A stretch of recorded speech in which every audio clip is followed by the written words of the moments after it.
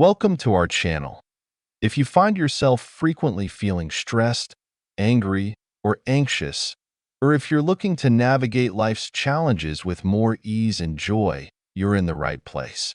Today, we're diving into a transformative book that promises to reshape your perspective and help you discover a more peaceful and fulfilled life. Believe it or not, it will surely bring you unexpected rewards. Next up, let's delve deep into Don't Believe Everything You Think by Joseph Nguyen. Imagine for a moment understanding your mind so deeply that you can face any challenge with grace and serenity. What if you could stop overthinking, break free from negative thought patterns, and tap into the happiness that's already within you? This book's summary aims to unlock those possibilities for you. By the end, you'll have practical insights and actionable tips to lead you toward a more peaceful and contented life. Let's embark on this journey together. First, we need to explore the root cause of emotional suffering and how we can begin to overcome it. Suffering, as we often experience it, falls into two categories: physical and emotional. Physical suffering is typically unavoidable and beyond our control. Think of a sudden illness or an accident. These events are usually out of our hands. But what if I told you that emotional suffering, in contrast, can be managed and even prevented? What if you could live a life that is largely immune to the emotional pain caused by external events? It sounds intriguing, doesn't it? Joseph Nguyen, the author of Don't Believe Everything You Think, spent years trying to improve his life through various means: spiritual seminars, yoga, and meditation. Despite these efforts, he still felt a sense of dissatisfaction and worry. It wasn't until he encountered his spiritual guru and coach that his perspective began to shift. His guru revealed a profound truth: the root cause of all suffering lies in the mind. People with unhealthy mindsets tend to suffer more than those who understand and manage their thoughts effectively. Emotional suffering typically emerges when we linger on negative situations long after they have passed. Every day, challenges and setbacks occur. Some people merely experience minor discomfort, while others feel profound sadness or even depression. The distinction between recovering quickly and remaining trapped in unhappiness often comes down to how we handle these experiences. That is to say, it is within our power to decide how we respond to pain. This concept emphasizes that although we might not be able to control the events that happen to us, we do have the authority over how we react and the subsequent suffering we undergo. Our mind can be our greatest ally or our worst enemy. The way we handle situations and emotions is deeply influenced by our mindset and habitual thought patterns. By gaining insight into how our minds work, we can leverage this understanding to achieve lasting happiness and free ourselves from emotional pain. Many people believe they have control over their thoughts, but often it's the other way around. Our thoughts significantly influence our emotions and the quality of our lives. Those who harbor negative thoughts tend to experience more distress, anxiety, and anger. They often see the world as a hostile place and find themselves in situations where their fears and negative beliefs are constantly reinforced. In contrast, people who focus on positive thoughts tend to lead more joyful lives. They find that life aligns more with their desires, and they feel a general sense of contentment. Even when faced with minor setbacks, they maintain a grateful outlook on life. The difference in experience comes down to how we interpret and react to the events in our lives. Consider two individuals facing the same circumstance. One might feel grateful for a modest home, while the other feels discontent because the home is not as grand as desired. This difference stems from their respective thought patterns. Our experiences may be nearly identical, but our feelings about them vary greatly depending on our perspective. Negative thoughts can make us feel bad, while positive thoughts can uplift our mood. We cannot blame external events for our suffering. Life inherently has its ups and downs. It is our reaction and our thought patterns that complicate our experience. Imagine a life free from negative thinking. Without these negative thoughts, you would likely find yourself leading a more peaceful and fulfilling life. A Zen monk faced with constant distractions during meditation serves as a powerful example. Despite moving to quieter locations and seeking tranquility, he continued to be disturbed by external noises.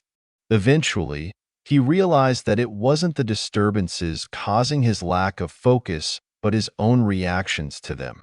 This realization emphasizes a vital point. Our suffering arises not from external events, but from how we think about them. So, why do we think so much? And why are our thoughts often negative?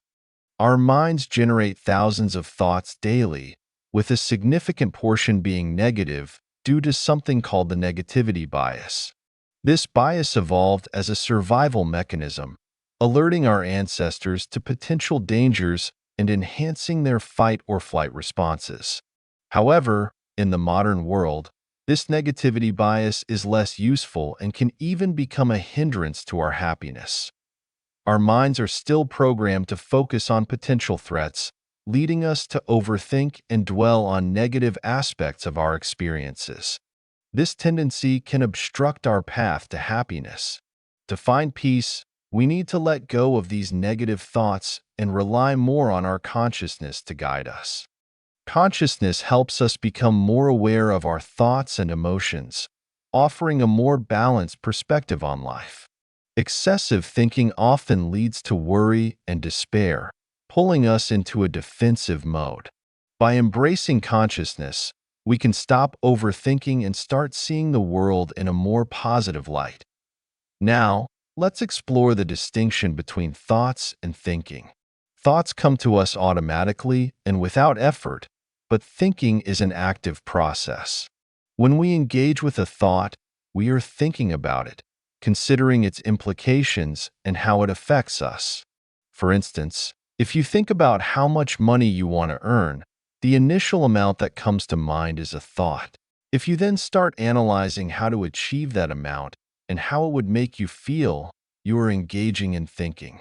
One might believe that simply having positive thoughts will lead to happiness. However, the key to true contentment is not just thinking positively, but reducing excessive thinking altogether. Think back to the happiest moments of your life. You may find that you don't remember specific thoughts from those times. Instead, you are likely fully immersed in the present moment, free from excessive thinking. Happiness often comes naturally when we stop overthinking. Our misery is not solely due to negative thoughts, but rather our tendency to overthink. By ceasing to overthink, we allow ourselves to truly live and experience happiness. How do we stop overthinking? It is crucial to be aware of when we are overthinking. Signs of overthinking include feeling stressed and uncomfortable. When you catch yourself in this state, take a step back, take a deep breath, and allow your mind to relax. Just as dirty water becomes clear when left undisturbed, a restless mind becomes calm when we stop fighting our thoughts. In the state of non-thinking, where we stop overanalyzing and start living in the moment, we experience greater clarity and peace. Thinking is natural, but excessive thinking can be detrimental. The goal is to live each moment fully rather than waste time in unnecessary thought. When you are fully engaged in an activity, forgetting all thoughts and emotions, you enter a state of flow. In this state, you will be completely focused on your performance, make fewer mistakes, and experience greater satisfaction. Nothing in life is inherently good or bad. It all depends on our perspective and the context. Just as a piano key is neither good nor bad, but only fits into a musical context, life events are neutral until we assign meaning to them. When you start feeling negative emotions, reflect on whether the situation is genuinely bad or if you are overthinking it. Often, you'll find that things are not as bad as they seem. You might encounter obstacles when trying to maintain a state of non-thinking. To change our thinking, the book outlines 8 steps. Firstly, we need to understand that our emotional suffering depends on how we react to situations, and we have the choice to be happy or sad. Secondly, we should recognize the power of our thoughts in shaping our lives and focus on positive thoughts to feel better about ourselves and the world. Thirdly, we must realize that our minds are designed to think, but we have a negativity bias. By becoming more aware of our emotions through consciousness, we can stop overthinking. Fourthly, we need to distinguish between thoughts and thinking. Thoughts arise automatically, but we can choose how to engage with them. Fifthly, we should understand that overthinking leads to negative emotions. To be happy, we must stop overthinking and focus on the present moment. Sixthly, we can stop thinking by becoming aware of when we are overthinking and allowing our thoughts to come without engaging with them. Seventhly, when we stop thinking, we can enter a state of flow where we are fully engaged in our work and more efficient. Eighthly, we need to recognize that things are not inherently good or bad but depend on our perspective. By avoiding overthinking and being more objective, we can eliminate negative emotions. Don't believe everything you think offers valuable insights into understanding and mastering your mind. Emotional suffering is a result of how we react to situations. By focusing on our thoughts and managing our thinking, we can achieve greater happiness and peace. Embrace consciousness, reduce excessive thinking, and live each moment fully. Happiness begins within you, and by following these principles, you can create a life filled with peace and contentment.